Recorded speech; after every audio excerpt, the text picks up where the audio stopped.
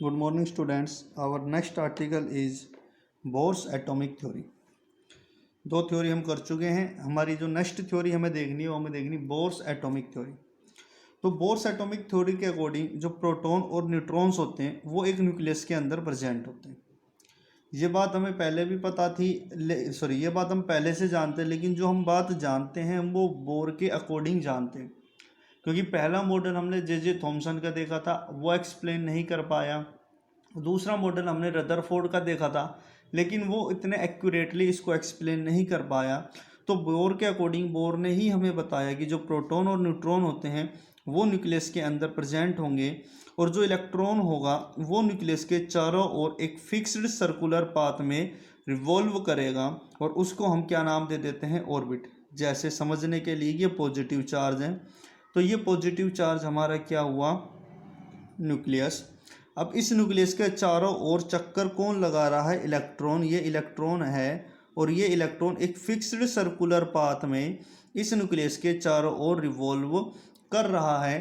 तो इस fixed circular path को, जिसके अंदर इलेक्ट्रॉन रिवॉल्व कर रहा है, इस पाथ को नाम दिया गया ऑर्बिट. इस पाथ को क्या नाम दिया गया, ऑर्बिट. और जो रेडियस होगी और एनर्जी होगी, जब इलेक्ट्रॉन इस ऑर्बिट में रिवॉल्व करेंगे तो यहाँ पर रेडियस और एनर्जी दोनों क्या होंगी, कांस्टेंट होंगी. Second point, angular momentum of electron present in orbit is quantized. ये वर्ड बहुत इंपॉर्टेंट है, क्वांटाइज्ड. एंगुलर मोमेंटम क्या होता है, जब कोई पार्टिकल एक सर्कुलर पाथ में रिवॉल्व करते हैं, जैसे इलेक्ट्रॉन है वो एक सर्कुलर पाथ में रिवॉल्व कर रहा है, तो रिवॉल्यूशन के दौरान उसके अंदर एक मोमेंटम जनरेट होता है. एंगुलर मोमेंटम का तो होता है जब सर्कुलर में रिवॉल्व करता है, तो उसको बोलते हैं एंगुलर मोमेंटम. रिप्रेजेंट किससे करते हैं, एम वी आर. रिप्रेजेंट किससे करते हैं, एम वी आर. तो देखिए, angular momentum of electron present in orbit is quantized. Means यहाँ पर जो इलेक्ट्रॉन ऑर्बिट में होगा उसका एंगुलर मोमेंटम क्या होगा, क्वांटाइज्ड. क्वांटाइज्ड का मतलब होता है कि किसी वैल्यू के मल्टीप्लाई में होना. क्वांटाइज्ड का मतलब क्या होता है, फिक्स होता है. वैसे क्वांटाइज्ड वर्ड का मतलब होता है फिक्स होना. अब फिक्स का मतलब है कि h/2 के मल्टीपल में वो वैल्यू होगी. अब n की बात करें, n की जो यहाँ पर वैल्यू होगी, जो ये NH/2, इससे हम एंगुलर मोमेंटम कैलकुलेट करेंगे. ये फॉर्मूला है. n क्या होगा, 1 2 3 4.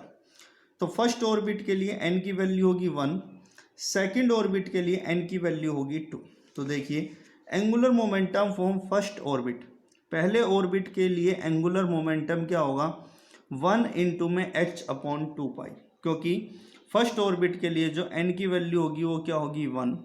तो यहाँ से 1 से मल्टीप्लाई h/2. ये वैल्यू होगी किसके लिए, फर्स्ट ऑर्बिट के लिए एंगुलर मोमेंटम की वैल्यू. उसके बाद देखिए, अगर सेकंड ऑर्बिट के लिए एंगुलर मोमेंटम की वैल्यू चाहिए तो 2 इंटू में h/2 कर देंगे. इस तरीके से जिस ऑर्बिट के लिए वो एंगुलर मोमेंटम की वैल्यू कैलकुलेट करने के लिए कहेगा, हम उससे मल्टीप्लाई करते जाएंगे. Third part, energy is quantized. अब एनर्जी क्वांटाइज्ड का मतलब क्या होता है, मैंने बताया जो क्वांटाइज्ड वर्ड होता है उसका मतलब होता है फिक्स होना. तो देखिए, एनर्जी इज क्वांटाइज्ड, यानी जो एनर्जी होगी वो भी क्या होगी, एक तरीके से फिक्स होगी. And electron can jump from lower energy to higher energy orbit. जो इलेक्ट्रॉन है वो लोअर एनर्जी से हायर एनर्जी में जा सकता है, लेकिन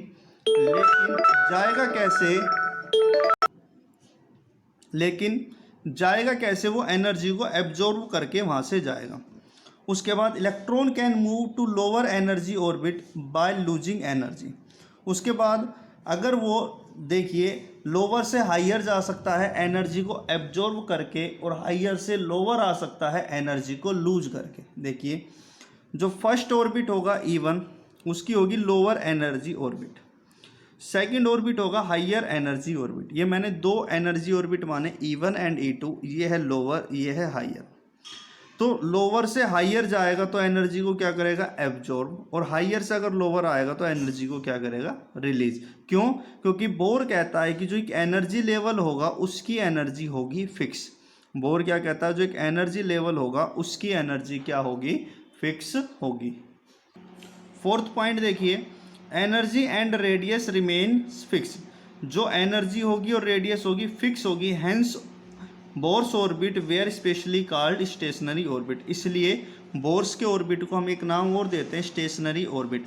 energy of electron in n orbit does not change with time, ऐसा नहीं कि टाइम के साथ जो एनर्जी होगी वो चेंज हो जाएगी, एनर्जी क्या रहेगी, फिक्स रहेगी। अगर हम एनर्जी कैलकुलेट करना चाहते हैं इलेक्ट्रॉन की, तो यहाँ पर हम कुछ सिंबल यूज करेंगे। ई का मतलब होगा चार्ज ऑफ इलेक्ट्रॉन, जेड का मतलब होगा एटॉमिक नंबर, जेड ई का मतलब होगा चार्ज ऑन न्यूक्लियस, और आर का मतलब होगा रेडियस ऑफ एटम। क्या कहा, ई का मतलब एनर्जी, जेड का मतलब एटॉमिक नंबर, जेड और ई का मल्टीप्लाई कर देंगे तो चार्ज ऑन न्यूक्लियस आ जाएगा, और आर क्या होगी, रेडियस ऑफ एटम। अब जो बोर्स के अकॉर्डिंग दो तरह की एनर्जी उसके पास होगी, kinetic energy and potential energy.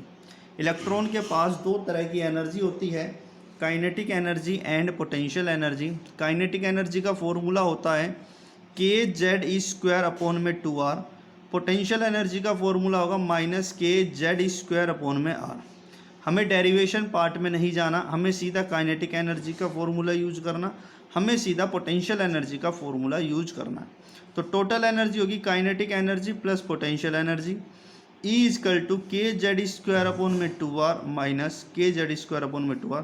तो टोटल एनर्जी हमारे पास आ जाएगी E is equal to k Z square upon में 2r। ये हम एक जर्नल फॉर्म और यूज करते हैं एनर्जी की, E is equal to minus 13.6 into में जेड स्क्वायर अपॉन में n square electron volt per atom. अगर रेडियस हम कैलकुलेट करना चाहते हैं एक ऑर्बिट की, तो रेडियस कैसा आएगी, radius of orbit is equal to 0.529 into में एन स्क्वायर अपॉन में जेड एंगस्ट्रॉम। ये डायरेक्ट फॉर्मूला है, हमें डेरिवेशन पार्ट में नहीं जाना। अगर हम वेलोसिटी भी कैलकुलेट करना चाहते तो velocity of electron is equal to 2.18 into में 10⁻⁶ इंटू में जेड अपॉन में N.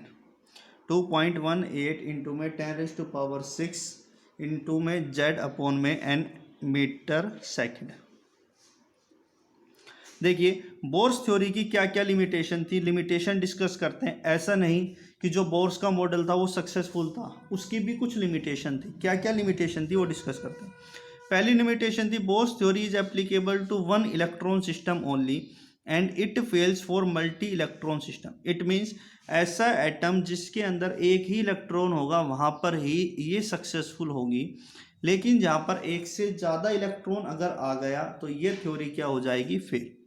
Example, one electron system के एग्जाम्पल हाइड्रोजन हीलियम प्लस। अब देखिए जो हीलियम होता है उसके पास दो इलेक्ट्रॉन होते हैं।